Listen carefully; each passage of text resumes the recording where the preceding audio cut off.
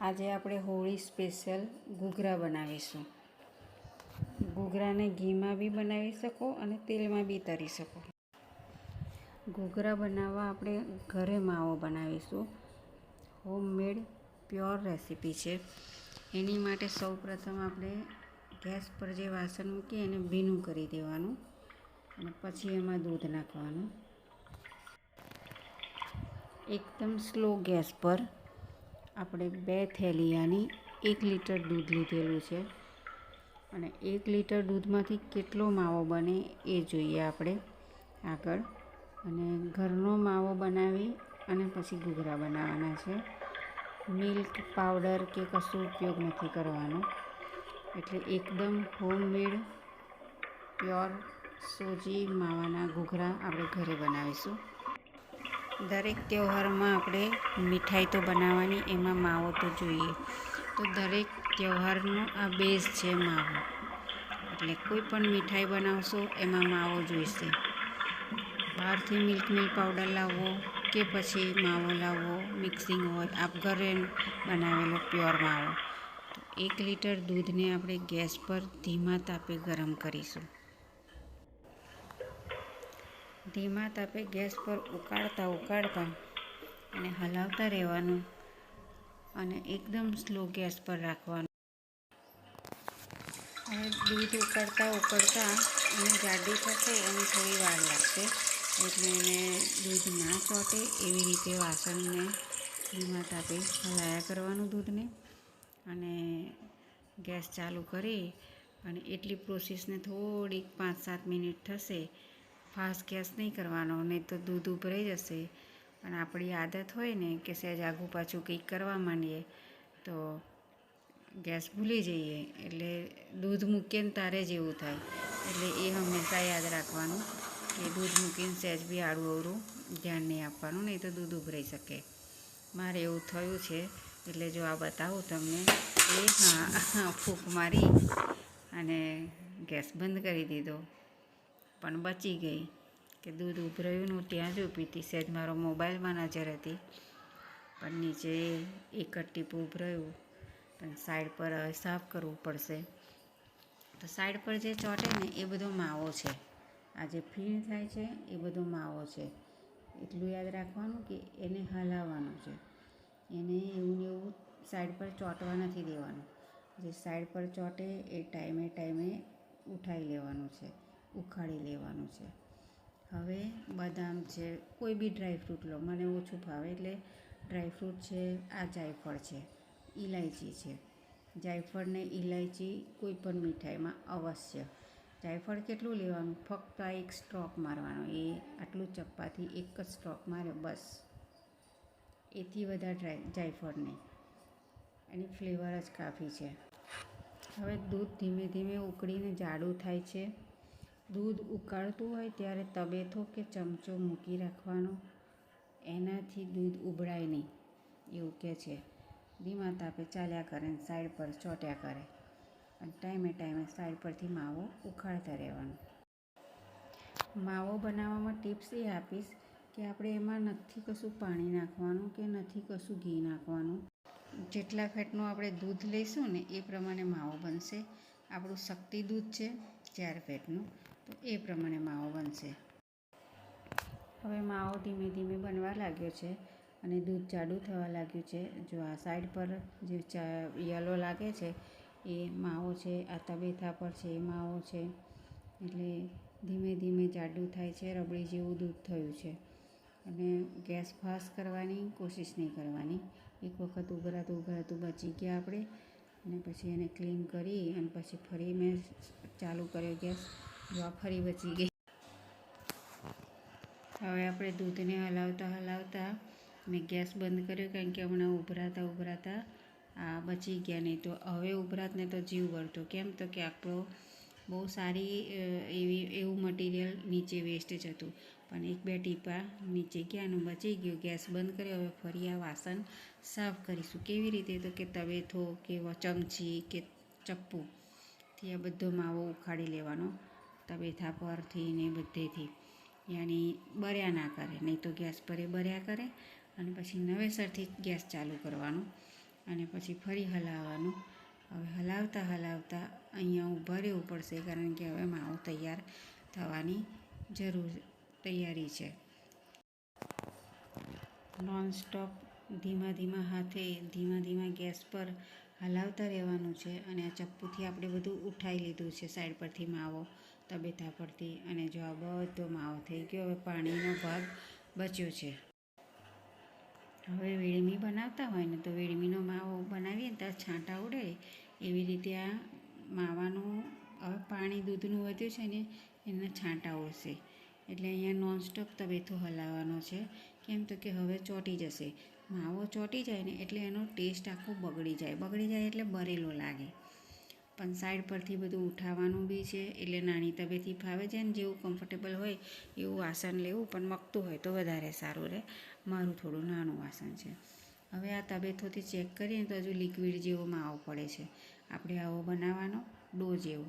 હવે માવો નથી, લિક્વિડ નથી, એનું પાણી હવે ઘી છૂટી ગયું ને માવાનો ડો બની જાય એવું વાસણમાંથી છૂટું પડી જાય. હવે એને હલાવીને ગેસ ચાલુ નહીં રાખવાનો, નહીં તો બળી જાય. હવે આપણો માવો રેડી છે, તૈયાર છે આપણો પ્યોર માવો. 1 લીટર દૂધમાંથી 1 વાડકી યાની 150 ગ્રામની આસપાસ માવો તૈયાર થાય છે. હવે આપણે જોઈશું કે માવાના કેટલો માપનો માવો અને કેટલા માપનો રવો અને કેટલું કોપરાનું ચીન અને કેટલું એનું ખાંડનું માપ છે. અને માવાનું આટલી પ્રોસેસ એટલે બતાવી કે કોઈ પણ તહેવાર હોય એમાં કોઈ બી મીઠાઈ બનાવો તો માવો જોઈએ જ. અને એની માટે બજારમાંથી લાવો તો આજકાલ બજારમાં કેટલું મિક્સિંગવાળું હોય છે. એટલે આ માવાની આટલી તમે મહેનત કરી લો તો તમે ગમે તે બનાવી શકો.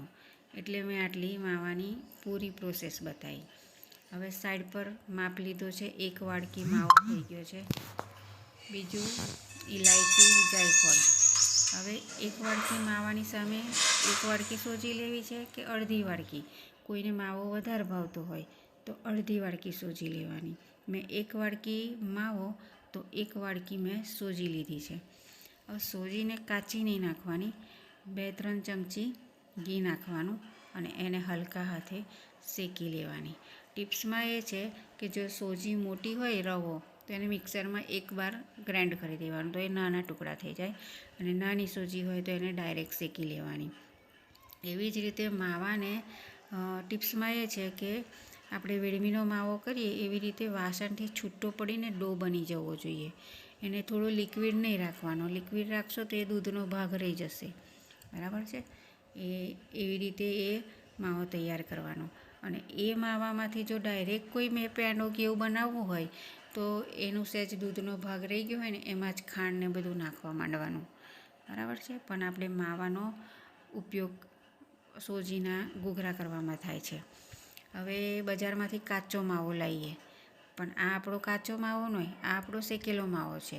બજારમાંથી જે માવો લાવીએ ને એને શેકવો પડે, પણ આ આપણો શેકેલો માવો છે. એ શેકેલો માવો સાઈડ પર ઇલાયચી, જાયફળ, એમાં ડ્રાયફ્રૂટનો ભૂક્કો અને બીજી બાજુ આ 2-3 ચમચી ઘી નાખી અને સોજીને હલાવવાનું છે. સોજીને કાળી નથી થવા દેવાની અને સહેજ સુગંધ આવે એટલે ઉતારી લેવાની. એને લાલ કે એવી નહીં થવા દેવાની. બધી વસ્તુ તમે બળી જાય ને તો એનો આખો ટેસ્ટ બદલાઈ જાય. એટલે હલકી થઈ જાય એટલે ખબર પડી જાય. હવે ઘરે સૂકવેલું આખું કોપરાની કાચલી એને ઝીણી સમારી અને મિક્સરમાં ભૂક્કો કર્યો અને એને કોપરાના છીણને ગેસ પર હલકા હાથે શેકી લેવામાં. એમાં ઘી કે તેલની જરૂર નહીં, કારણ કે કોપરું પોતે જ એનું તેલ છોડે છે. આ પણ ઘરે બનાવેલો છીણ છે. કેમ તો કે બજારનું કોરું કોપરું આવે, કોરું, એનું ઓઇલ જ નીકળી ગયું હોય, એનો ટેસ્ટ જ શું આવે. હવે બધું મિક્સ કર્યું છે. ખાંડનું માપ કેટલું લીધું છે મેં તો કે 1 વાડકી સોજી, 1 વાડકી માવો તો 1 વાડકી ખાંડ લીધી છે. આ મેં મારું માપ લીધું છે. અને અડધી વાડકી કોપરાનું છીણ છે, 1 ચમચી ઇલાયચી છે, 1 સ્ટ્રોક જાયફળ છે. ડ્રાયફ્રૂટનો પાવડર તમારી ઈચ્છા હોય એટલો. હવે આપણે મેઇન વસ્તુ એ છે કે ઘઉંના લોટમાંથી બનાવવાના છે, મેદાના નહીં. તો ઘઉંના લોટમાં 3-4 ચમચી ઘી નાખ્યું. ઘઉંનો લોટ એટલે ભાખરીનો નહીં, રોટલીનો ઝીણો લોટ. ચારીને લીધો છે, એમાં 3-4 ચમચી ઘી નાખ્યું છે. ઘી મુઠ્ઠી પડતું લેવાનું. સમોસાના પડમાં આપણે જે ઘી મુઠ્ઠી પડતું લઈએ છીએ એવું મુઠ્ઠી પડતું ઘી લેવાનું. જો આગળ જોઈએ કે ક્રિસ્પી થાય છે કે નહીં. મુઠ્ઠી વાળવાની મોવણની અને પછી અંગૂઠાથી તોડીએ તો એ તૂટી જવું જોઈએ. હવે જો લોટ આવો બાંધ્યો છે, એને ઘી નાખીને જ મસળીને લીસો કર્યો છે. નાના નાના ગુલ્લા બનાવીને એની પૂરી બનાવી. અલગ અલગ સાઇઝની પૂરી છે. નાની પૂરી, મોટી પૂરી ને એનાથી મોટો ઘૂઘરો બનાવે ને એ બી પૂરી છે. નાના ઘૂઘરા બનાવો તો એક જ ઘૂઘરો મોઢામાં મૂકી દેવાય. હવે આગળ આપણે ઘૂઘરા બનાવવાની રીત જોઈએ. ના ચપ્પુ, ના કટર, ના એનું બીબું, મતલબ ના સાંચા. એને હાથથી જ પૂરી બનાવી છે અને હાથથી જ ઘૂઘરો બનાવવાનો છે. 2 પેટર્નમાં ઘૂઘરો બનશે. એની ડિઝાઇન 2 પેટર્નની થશે અને એ હાથથી જ થશે. એકને આંગળાથી બનાવશું, જે નોર્મલ બધા બનાવે છે એ, અને બીજી અંગૂઠાના નખથી કાપીને બનાવશું. એ 2-3 સેમ્પલ જોઈ લેવાના.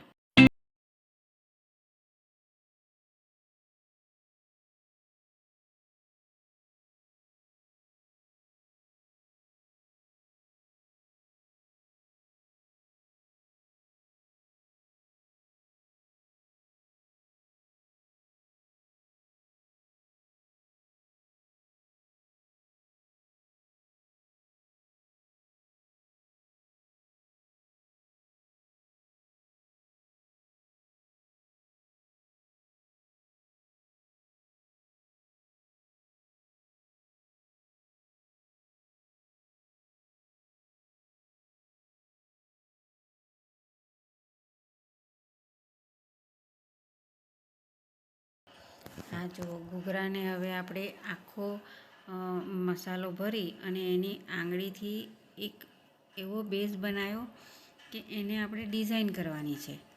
સમજ્યા? હવે કેવી રીતે હું ડિઝાઇન કરું એ તમે સ્લો મોશન પર જુઓ. કે પહેલાં પુશ કરો અંગૂઠો અને આંગળીથી, અને પછી એને વારી દો અને ફરી એક ચપટી ભરીને પુશ કરો. ફરી એને અંગૂઠાથી વારી અને ફરી ચપટી ભરો. આ એક નોર્મલ ડિઝાઇન છે જે દરેક વ્યક્તિ બનાવે છે.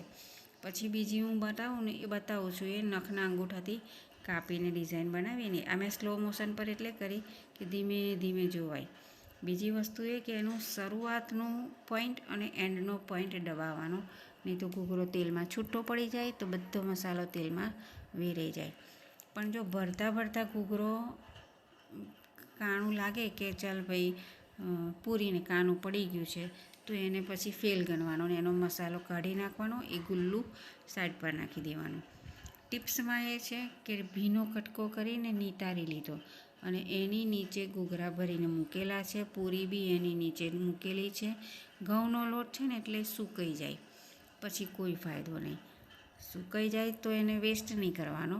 એક વાડકીમાં પાણી લઈને આંગળીથી આપણે સમોસાની પટ્ટી કેવી ભીની કરીએ સાઈડ પર, એવી રીતે ઘૂઘરાની બોર્ડર ભીની કરીને પછી એ ચોંટાડી દેવાની પૂરીની બોર્ડર ભીની કરીને. તો આમાં ઘણી બધી નાની નાની ટિપ્સ છે, પણ છે વસ્તુ સાધારણ. જો હવે આ મેં સ્પીડમાં બતાવું છું કે આપણે એનો બેઝ મેઇન મસાલો ભરીએ એટલે એનું કવર ફિટ કરી દેવાનું. ઘૂઘરાનું બેઝ ફિટ કરી દેવાનો અને પછી બહારની સાઈડ એક પટ્ટી, એક બોર્ડર એવી રહે કે જેની પર આપણે ડિઝાઇન કરવાની. એટલે ઘૂઘરોના તેલમાં છૂટો પડે કે ના ભરવામાં તકલીફ કરે. આપણે ડિઝાઇન બનાવવા માટે એક બેઝ બનાવવો પડે ને.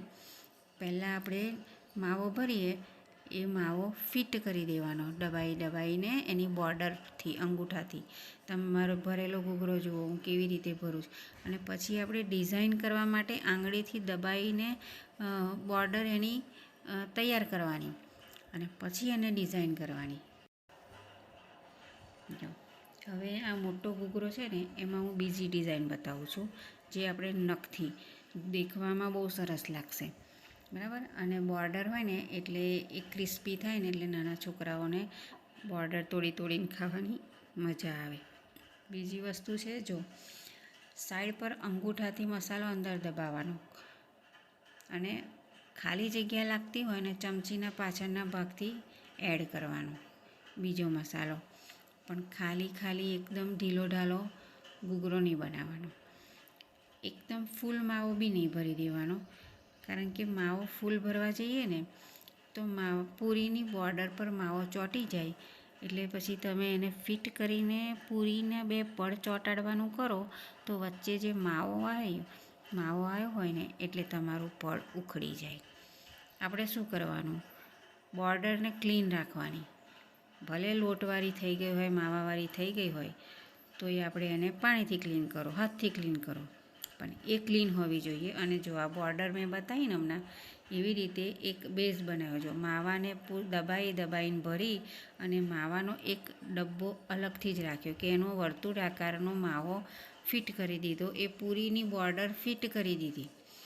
એ પૂરીની બોર્ડર ફિટ કરીને બહારની સાઈડ એક પૂરીની બોર્ડર બનાવી રાખી 1/2 ઇંચ જેટલી. એમાં આપણે ડિઝાઇન કરીશું. પછી એને ઘૂઘરાને કોઈ કનેક્શન નહીં. વચ્ચે એક બોર્ડર ફિટિંગની આવી ગઈ છે, જેમાંથી માવો બહાર નીકળે નહીં. અને માવાની બહાર જે બીજી બોર્ડર બની છે એમાં આપણે બનાવીશું ડિઝાઇન, જેથી માવાના ઘૂઘરાને કોઈ નુકસાન નહીં. હવે હું ધીમે ધીમે બતાવું છું કે આ નખ મારી અને કેવી રીતે આપણે આ ડિઝાઇન નવી બનાવીએ છીએ તે.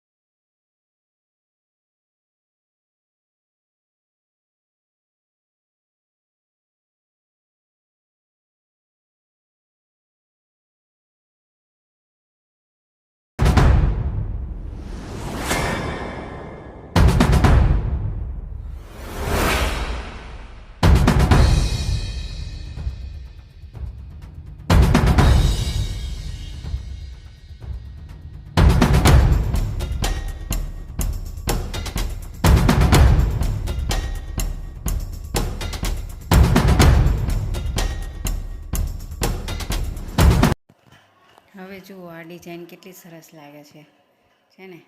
આમ ચંદ્રમાં આકારનું લાગે ને. આ બોર્ડર બધી ક્રિસ્પી લાગશે. ને એની પહેલાં આપણે એક લાઈન આપણે દબાઈને ઘૂઘરાની બોર્ડર ફિટ કરી દીધી હતી. હવે આ ભીનો કટકો છે, એની નીચે બધા ઘૂઘરા ભરીને મૂક્યા છે. એની નીચે પૂરી બનાવીને મૂકી છે. પહેલાં આપણે જે ઘૂઘરો ભર્યો ને એની ડિઝાઇન જુઓ, એને સાંકડી કહેવાય અને આ સ્ટાર કહેવાય. મોટો ઘૂઘરો સ્ટાર છે અને પહેલાં ઘૂઘરો જે નોર્મલ ટિપિકલ પેટર્ન છે ને, જે વર્ષોથી ચાલતી આવી છે હાથથી ઘૂઘરા ભરવાની, તે છે. અને આ સ્ટાર છે. તો આ 2 રીતે ઘૂઘરા તમે ચમચી વગર, કાંટા વગર, સાંચા વગર, મશીન વગર, કટર વગર, બધા વગર ઇન્સ્ટન્ટ બનાવી શકો. ઇન્સ્ટન્ટ તમે ઘારી બનાવો, તમે મોમોઝ બનાવો, આ મેથડ ચાલે.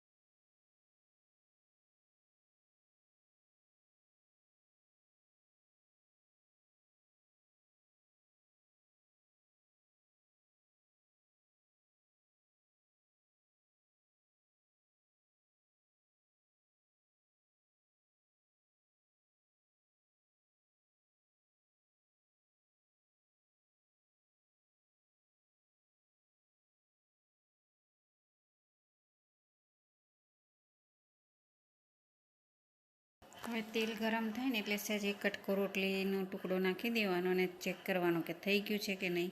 એ ટુકડો ઉપર આવી જાય એટલે તેલ થઈ ગયું, એટલે ઘૂઘરો નાખતાના વારમાં એ આપણે ઉપર આવી જાય એટલે જગ્યા થાય. એટલે તેલમાં જેટલામાં આવે ને એટલા ઘૂઘરા મૂકી દેવાના. એવું નહીં કે ભીડ થશે કે કાચો રહેશે, ના એવું નહીં. એ ફૂલતા ફૂલતા ઉપરા છાપરી એની જગ્યા કરી લે હાલતા ચાલતા. હવે તેલમાં ઘૂઘરા તરતા તરતા એને પલટી લેવાના અને લાલાશ પડતા તળી દેવાના. જો આ વચ્ચેનો ઘૂઘરો જે એની કાંગરી છે ને તે કેવી લાગે ચંદ્રકલા જેવી, અને સાઈડ પરના છે એ આપણે આમળા જેવી લાગે કે આમળો પરત ગૂંથણનો હોય ને એવી. તો કેવી દેખવામાં સુંદર લાગે ને. આવા ક્રિસ્પી બનાવવાના અને તળવાના. હવે એનો અવાજ સંભળાવું. હજુ તો ગરમ છે તોય જો છે ને અવાજ હજુ ગરમ છે ઘૂઘરા તો એનો અવાજ આવે છે. એની કાંગરીનો અવાજ બી તમને બતાવું તો જો છે ને. એટલે મેદાની જરૂર નથી, ના મેંદો, ના બહારનો માવો, ના બહારનું કપડાં નથી. બધું જ ઘરે પ્યોર પરફેક્ટ રીતે એકદમ સાદગીથી સરળ રીતે સિમ્પલ જે મટીરિયલ ઘરમાં અવેલેબલ હોય એનાથી જ બનતો હોળીની સ્પેશિયલ મીઠાઈ. તો ગુજિયા કહો, માવાને ખોયા કહો, હિન્દીમાં એને ખોયા કે ગુજિયા કે. તો હોળીમાં સ્પેશિયલ બનતા સોજી માવાના ગુજિયા, સોજી માવાના ઘૂઘરાની રેસીપી. આપણે ગુજરાતીમાં એને ઘૂઘરા કહીએ. અને એનો ઘઉંના લોટમાંથી બનેલા. આ જો આગળ મેં લોટ છે ને કેવી રીતે દબાઈ રાખ્યો તો કટકા નીચે. કટકો બહુ ભીનો નથી અને આવી રીતે પૂરીને ગુલ્લું ને બધું રાખી મૂક્યું હતું. હવે બધા ઘૂઘરા એકસાથે તળી લેવાના અને ફ્રીજમાં માવાના છે તોય 15-20 દિવસ આરામથી તમે ખાઈ શકશો. ફ્રીજમાં તો રહેશે, કોઈ નહીં બગડે. અને બહાર રાખશો તોય રહેશે. 1 મહિના સુધી તો રહેવાના જ છે. ફ્રીજમાં 1 મહિનો રહેશે, બહાર 1 મહિનો રહેશે. તૈયાર છે ક્રિસ્પી સિમ્પલ રેસીપી માવા સોજીના ઘરે બનાવેલા